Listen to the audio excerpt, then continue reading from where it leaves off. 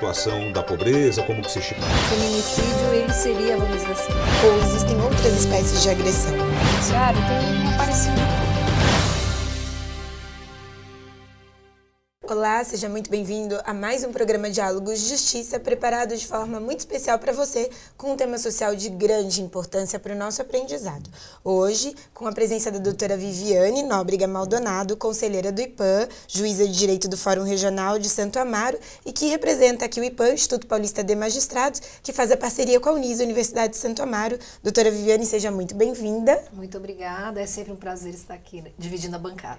E hoje só mulheres para tratarem de um tema tão importante, não é? Isso. Seja bem-vinda, doutora Viviane. Em nome do IPAM, eu trouxe hoje uma convidada bem especial, a doutora Domitila Mansur, juíza de Direito, integrante da Comesp, Coordenadoria da Mulher do Tribunal de Justiça de São Paulo e presidente do FONAVID, Fórum Nacional de Juízes de Violência Doméstica. Doutora Domitila, seja bem-vinda. Obrigada, doutora Evelise. Obrigada, doutora Viviane, a IPAM pelo convite, a Unisa também.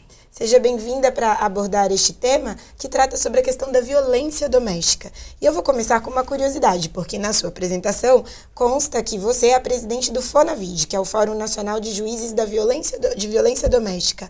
Como funciona esse fórum? Quais são aí as atribuições? Porque é bem importante para quem nos escuta saber que dentro do judiciário há um núcleo específico tratando sobre a questão da violência doméstica, estudando como isso funciona. Sim, essa presidência é anual, é uma eleição de todos os estados e nesse ano, no ano passado, melhor dizendo, eu fui eleita pelos demais estados. São Paulo foi eleito na minha pessoa. Em Mato Grosso do Sul, em Campo Grande, eu fui eleita representante do FONAVID, que é o Fórum Nacional de Juízes da Violência Doméstica. É muito interessante porque a nossa atribuição durante o ano é reunir boas práticas de violência doméstica e também de violência contra a mulher e trazer colaborações para que essa luta no enfrentamento da violência doméstica, a violência contra a mulher, ganhe mais adeptos e ganhe mais ações positivas e também de qualidade. Nós teremos o nosso fórum em Foz do Iguaçu. Paraná será o nosso anfitrião nesse ano e nossa próxima reunião se avizinha, todos os colegas, os juízes estarão em São Paulo para a primeira reunião e outras serão realizadas até novembro. Em novembro, várias questões serão colocadas em discussão, o feminicídio será trazido à baila também para as discussões do que poderá ser implementado para que o Brasil saia do lamentável posto de 7º colocado no ranking internacional do país que tem mais mortes de mulheres. E eu gostaria que a senhora falasse, já então dando continuidade, o que é exatamente a violência doméstica, né? Para que as pessoas saibam exatamente delimitar, até mesmo do ponto de vista das suas situações pessoais, né? O que é a violência, em que circunstâncias se caracteriza e se enquadra, né? Uma conduta nesse conceito de violência. Doutora Viviane, essa pergunta é a pergunta mais importante que se apresenta atualmente, porque a Lei Maria da Penha é a lei mais conhecida quando se fala em violência contra a mulher, em violência doméstica. 98% da população conhece a Lei Maria da Penha.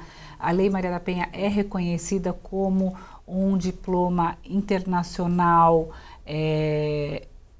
de eficácia. Então, os seus dispositivos, ele tem um reconhecimento mundial de eficácia e ele deve sim ser cada vez mais melhor aplicado e é o que se vê no Brasil.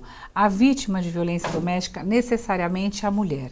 É a mulher, é a menina, é a idosa. É só a mulher, doutora Domitila? E na mulher também nós incluímos os transexuais. Existem entendimentos de que o transexual também pode ser vítima de violência doméstica, entendimento ao qual eu perfilho, e não se exige que somente tenha uma mudança de sexo na carteira de identificação, desde que seja agredido na condição feminina, por ter a condição feminina, eu acho que sim, entendo que sim, deva ser aplicada a Lei Maria da Penha. A Lei Maria da Penha exige que a agressão seja feita por aquela pessoa estar na condição do sexo feminino. E não necessariamente dentro de uma relação de casal, né? Não, então, quer não. dizer, um pai que agrida uma filha de uma Sim. maneira, vamos dizer assim...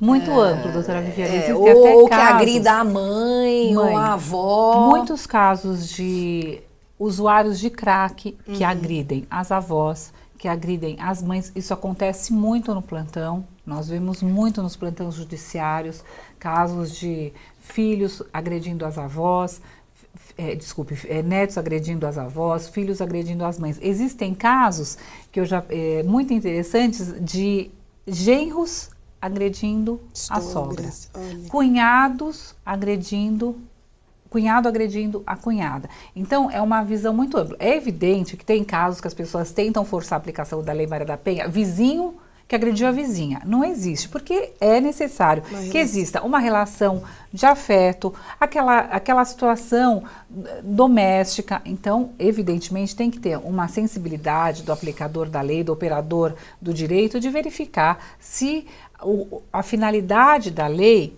se aplica naquela situação concreta. Doutora Domitila. Só a última perguntinha, porque eu falo Rapidinho. É interessante a questão, né? Mas, por exemplo, então, mas de todo modo, apesar de se exigir essa vinculação, um casal de namorados que não resida sob o mesmo teto, em que o namorado agrida a namorada, também Claro, doutora Viviane, entraria, plenamente não há justificável. necessidade da coabitação, Sim, vamos porque dizer assim. existe aquela sensação de confiança e usando daquela sensação de confiança ocorre a agressão. Ultimamente foi divulgado um caso em vários jornais que um ex-namorado agrediu a ex-namorada. Subiu no apartamento, pegou a moça pelos cabelos e a agrediu. Hipótese típica de aplicação sob o meu ponto de vista, de Lei Maria da Penha. Já não existia mais o relacionamento, já estava rompido o vínculo, mas houve aplicação da Lei Maria da Penha. Se você me permitir, doutora Domitila, no próximo bloco eu vou querer saber, na prática, essa agressão é só física ou existem outras espécies de agressão? Muito Eu bem vou chamar um colocado, rápido doutora Denise. intervalo e você fique atento que logo mais nós retornaremos. A situação da pobreza, como que se estima. Feminicídio, ele seria, vamos dizer assim, Ou existem outras espécies de agressão? judiciário, então não apareceu.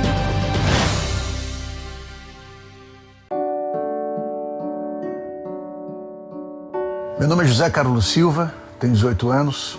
Eu adoro tocar guitarra e andar de skate com meus amigos.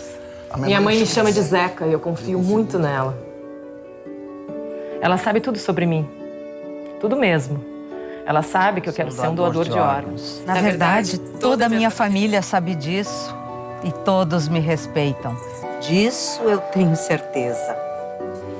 Eles entendem que eu quero ajudar outras pessoas, mesmo quando eu for embora. E eu sei que se for preciso na hora certa, eles vão falar por mim. E vão saber o que fazer. Os órgãos do José Carlos puderam salvar outras vidas, graças a uma conversa e uma linda decisão baseada em respeito, confiança e amor. Seja também um doador de órgãos e lembre-se de avisar a sua família sobre esse desejo. Sua família é a sua voz. Esse é Joãozinho. Ele tem 10 anos. É admirado e elogiado por já trabalhar e ajudar em casa. Onde ele passa, todos falam: tão novo e já trabalhando? Que gracinha! E isso sempre lhe rende boas gorjetas. Mas espere, eu não acho isso bonito. E você? Ele podia estar estudando e brincando, mas ele está trabalhando. Mude seus conceitos. Trabalho infantil não é a melhor opção. Uma campanha do Ministério Público. Anota aí, Desafio Universitário Empreendedor. Uma competição conectada com o seu tempo e com uma plataforma inovadora. O negócio é acumular pontos e conhecimento empreendedor com experiências reais e virtuais. Os vencedores ganham tablets, smartphones e viagens internacionais. Mas para você viver tudo isso, não esqueça. Inscreva-se agora.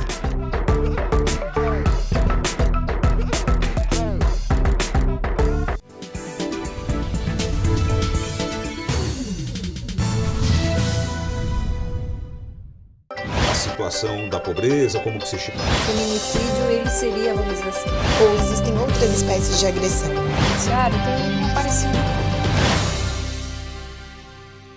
Estamos de volta com o programa Diálogos de Justiça, em parceria com o IPAM, Instituto Paulista de Magistrados, atualmente representado pela doutora Viviane Nóbrega Maldonado, que também é juíza de direito, e com a convidada de hoje especial, a doutora Domitila Mansur, tratando sobre a questão da violência doméstica. No bloco anterior, ela conseguiu de maneira bem expressiva ampliar a nossa percepção em relação à violência doméstica, mas nós deixamos uma questão, doutora Domitila, para compreender quais são os tipos de agressões que podem acontecer. Muitas vezes quem nos escuta pensa só na agressão física e que é preciso sofrer só agressão física e só esta é que possibilita a denúncia, a proteção, de aplicações de outras medidas. Como isso funciona?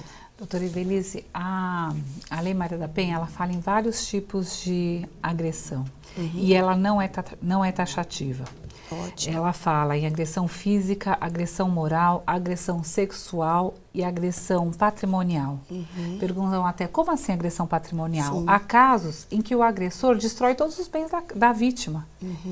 Há casos em que pega uma vassoura e quebra a televisão, quebra o micro-ondas. Isso acontece muitas vezes. Ou pega uma procuração da esposa para poder vender o patrimônio. E até existe uma medida protetiva que impede que ele use essa procuração. Ótimo. Então, todas essas espécies de violência que coloquem a mulher numa situação de vulnerabilidade, Sim. tudo isso está previsto pela Lei Maria da Penha. A violência psicológica.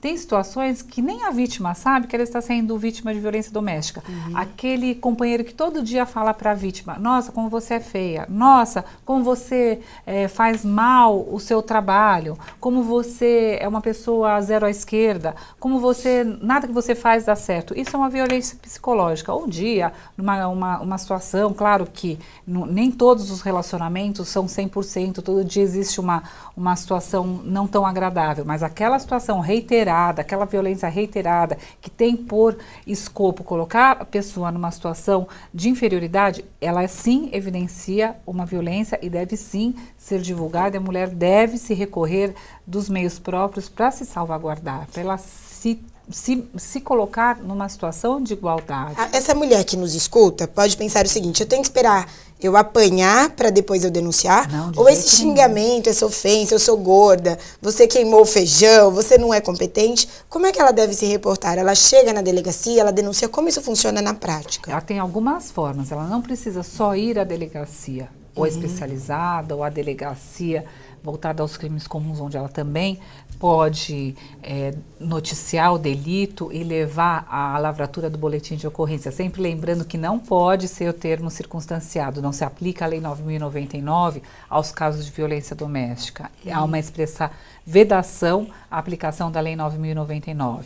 Então, ela noticia o fato, existe até a possibilidade da aplicação do pedido, um requerimento de medida protetiva. Existe até um formulário nas delegacias de defesa da mulher que são colocados à disposição da vítima para que ela escolha qual das medidas protetivas. Normalmente as profissionais são mulheres também? Geralmente as profissionais são mulheres. Do ponto de vista da vítima se sentir um pouco mais à vontade para relatar os fatos. Geralmente são mulheres, existem delegacias que têm assistente social, que têm a psicóloga, isso seria o ideal. Um assistente social e psicólogo nas delegacias de defesa da mulher. Nos nossos fóruns, nós temos as equipes multidisciplinares que têm o assistente social, o psicólogo, os nossos escreventes, eles são treinados para o atendimento especializado no balcão, os juízes, eles contam com a capacitação, nós temos na nossa Escola Paulista da Magistratura, nós já temos os cursos que no merecimento já é contado,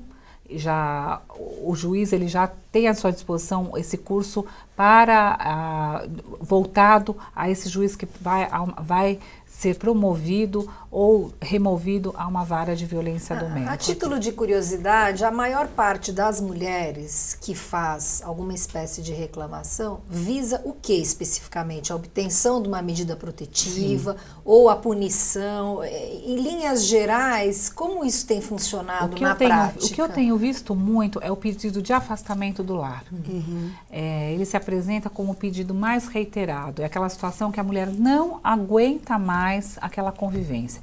E também, nos casos, como foi o mencionado de que não moram mais juntos, da proibição de contato, que é aquela situação de afastamento e também dele, de alguma forma, inclusive por WhatsApp, por torpedo, entrar em contato com a vítima. Então, na maioria das vezes, pedem o afastamento do lar, pede proibição de contato e proibição de se aproximar mesmo.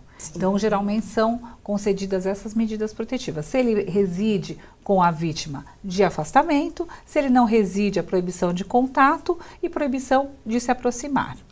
E se essa vítima, doutora Domitila, possui filhos, essa proibição se dá para a vítima e se aplica também aos filhos? Essa mulher pode pegar seus filhos e ir embora de casa por causa da violência? Como isso funciona? Ela se estende não só aos filhos, mas também aos familiares. Existem situações em que a agressão também é voltada à cunhada, voltada ao sogro, à sogra. Então, até essa questão de ligar no emprego. Existem as mulheres que elas não conseguem continuar no emprego, porque é uma forma de agressão ligar para o empregador e ficar xingando a mulher. E aí o empregador chama a sua funcionária e fala: olha, você está numa situação que você não consegue trabalhar, porque o seu companheiro, o seu marido, o seu ex-namorado liga aqui e fica nessa situação. Aí a mulher chora, tem um rendimento baixo, acaba sendo mandada embora. Então, eu mesma já concedi protetivas proibindo que ele entre em contato com ela no seu ambiente de trabalho. Excelente. Que ele se aproxime da porta de saída, porque fica na porta de saída xingando a companheira, xingando a ex-namorada. Isso leva a uma intranquilidade que é evidente que configura uma violência. E a abordagem com relação ao homem, normalmente qual é? Ela tem um viés mais, assim, vamos dizer assim, específico com relação a essa medida, ou há também um trabalho no sentido de um melhoramento do comportamento dessa pessoa? Isso é muito interessante, doutora Viviane. Aliás, a senhora colocou uma situação em que nós, no Fonavide, vamos tentar abordar nesse ano. Nós teremos 3 frentes. Uma, a produção da prova. Isso é muito interessante para os colegas universitários que estão nos ouvindo. A outra é a recuperação do agressor. Ótimo. Porque tem muitas mulheres, nós estávamos falando qual é o escopo, tem mulheres que não querem desfazer elas a querem família. Se manter casadas. Tem muitos agressores que são bons pais, que são bons maridos e que precisam se reorganizar. Sim. Nós iremos para mais um intervalo e logo mais retornaremos com o nosso último bloco, então você fique atento com tantas informações proveitosas para você, que é cidadão, para você especialmente, que é mulher também. A situação da pobreza, como que se estima? O feminicídio, ele seria, vamos dizer assim... Ou existem outras espécies de agressão? Claro, tem um parecido.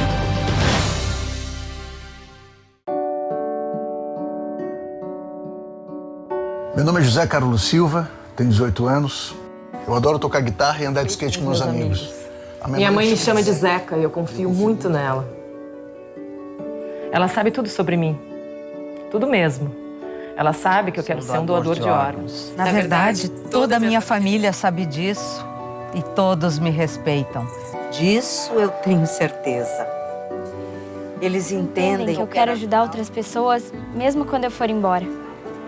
E eu sei que se for preciso na hora certa, eles vão falar por mim e vão saber o que fazer.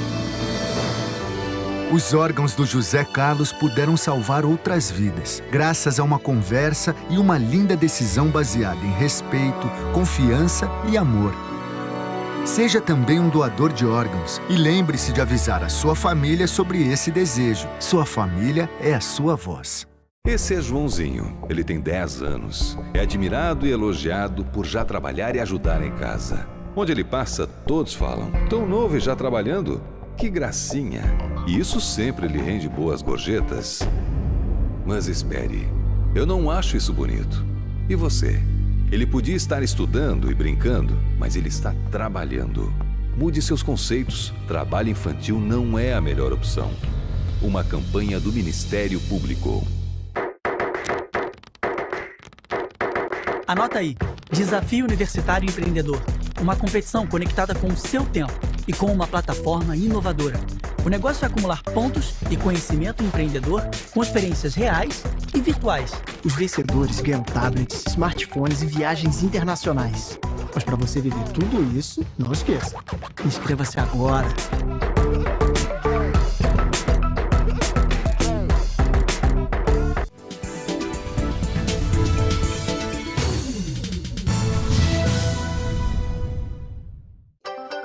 A situação da pobreza, como que se chipa? O feminicídio, ele seria, vamos dizer assim, Ou existem outras espécies de agressão?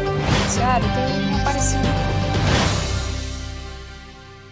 Estamos de volta com o programa Diálogos de Justiça, tratando sobre o tema violência doméstica. E no último bloco, a doutora Domitila Mansur estava compartilhando conosco 3 viés importantes. O primeiro foi sobre a questão da prova, o segundo sobre a questão da recuperação do agressor, que o Fonavid está também fazendo essa abordagem, e o terceiro, eu penso que é o ouro do programa, que é tratar sobre a questão do feminicídio. O que é isso, doutora Domitila? Os 3 pontos estão vinculados. A questão da prova é muito importante atualmente porque nós nos debruçamos pouco sobre a prova que é colhida. Então, poucas pessoas sabem que nós temos um banco genético. O IML tem guardado um banco genético que pode ser aproveitado na prova em situações de violência doméstica, em episódios de violência doméstica familiar contra a mulher. Com relação ao agressor, nem toda mulher quer romper aquele relacionamento. Então, a recuperação do agressor, temos até cursos promovidos por ONGs, tem comarcas, aqui na capital, Taboão da Serra, promove a recuperação do agressor por meio de cursos. E esses agressores geralmente são bons pais, bons filhos, bons maridos, bons companheiros, bons trabalhadores. Então, eles têm aquela formação cultural paternalista, patriarcal, que os levam à prática. E às vezes outras padrão, questões, né? Como alcoolismo, uso de drogas, e que eles querem realmente manter a família. Se não naquela família que às vezes não tem uma possibilidade de reconstrução, para uma próxima. Então, nós como operadoras de direito, nós estamos sensíveis a essa situação. E também a recuperação da vítima, a autoestima, nós temos o projeto Fênix, que ele encaminha a vítima de violência doméstica à rede pública de saúde para que ela ela se submeta a uma cirurgia plástica, porque a mulher precisa ter resgatado a autoestima, e nenhuma mulher consegue ter a autoestima se ela tem uma marca causada pela violência doméstica. Então, esse é um projeto muito bonito do Tribunal de Justiça, que ele vai ser replicado a outros tribunais para que as mulheres possam ter reparado essa sequela e possam resgatar essa alegria de viver. E com relação ao feminicídio, foi aprovada agora, no dia 9 de março, sancionada pela presidente Dilma, já entrou em vigor essa lei e realmente ela coloca o feminicídio como mais uma situação de homicídio qualificado. Eu fiquei muito feliz realmente com essa vitória, porque o link que a violência doméstica e familiar contra a mulher tem com o feminicídio é que o que nós temos visto, que se não bem fiscalizadas as medidas protetivas e se não dada a real importância a um episódio de ameaça, a um episódio sério de violência doméstica e familiar contra a mulher, infelizmente, ele vai caminhar a uma tentativa de feminicídio ou, infelizmente, a um feminicídio. Que muitas vezes é um processo gradual, né, que acaba acontecendo. Quer dizer, a mulher acaba permitindo, talvez no início, pequenas agressões, violência, né? moral, psicológica. E essas agressões acabam se intensificando, né? Eu acho que realmente, assim, minha visão, que não sou da área, mas o feminicídio, ele seria, vamos dizer assim, o ponto máximo, né, do ponto de vista da violência mesmo. Agora, como a senhora falou, né, acredito que o ideal seria mesmo estancar o quanto mais precoce puder ser feito, em razão de se evitar mesmo esse desenvolvimento, né, progressivo da violência. O coração da lei, Maria da Penha, doutora Viviane, realmente são as medidas protetivas. A fiscalização das medidas protetivas é muito importante, desde que bem fiscalizadas, elas realmente demonstram uma eficácia. E o descumprimento da medida protetiva, ela acarreta a prisão preventiva. Então, tem uma consequência grave. É o 303, inciso 3º, o descumprimento da medida protetiva, nesse ponto eu acho que o juiz ele deve ser rigoroso sim. O descumprimento da medida protetiva, no meu entender, esse é um ponto de vista particular, ele não deve acarretar, então vamos trocar por uma outra medida protetiva. Ele deve acarretar sim Agora, a com a sua experiência, é óbvio que a notícia sempre tem que ser feita, né? A notícia criminal, mas isso não pode gerar também um efeito mais devastador do ponto de vista de uma vingança? Sim. Acaba acontecendo isso na prática? Quer dizer, o homem que está lá dentro do ambiente doméstico... Imagina que a agressão é só psicológica, desculpa, ela vai e dá notícia. Exato. Quando volta, ela apanha. Pode gerar esse efeito? Ou não é comum? O que eu tenho visto é que quando não há notícia, a situação se intensifica e se agrava. No caso da notícia, a mulher se sente mais protegida e o homem realmente ele respeita a Lei Maria da Penha. Ele recua. Ele recua. E se tem a concessão da medida protetiva, ele sabe que ele deve cumprir a medida protetiva. Ele sabe que se ele descumprir a medida protetiva, tem prisão. Doutora Domitila, estamos caminhando para o final do nosso programa e a sua oportunidade, depois desta aula de grande aprendizado, pelo menos para mim, não sei se para mim, Com certeza, que não é a minha área também. Também não é.